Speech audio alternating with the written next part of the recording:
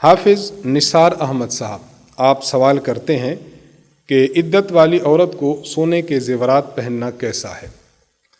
اگر یہ عورت ایسی ہے کہ جس کو طلاق رجعی ہوئی ہے، یعنی صاف الفاظ میں خامند نے 2 طلاقیں دی ہیں، 1 طلاق دی ہے، مثلا کہا کہ تجھے طلاق ہے، تجھے طلاق ہے، تجھے طلاق ہے، 2 مرتبہ کہا ہو، تو 1 بار یا 2 بار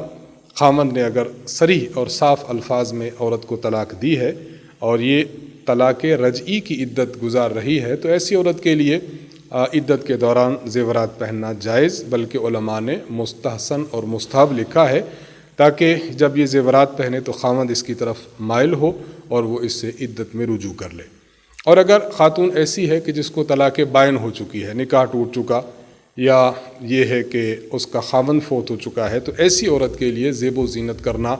زرق برق کے کپڑے پہننا، خوشبو لگانا اور اسی طرح زیورات پہننا یہ جائز نہیں ہے۔ تو عدت والی عورت میں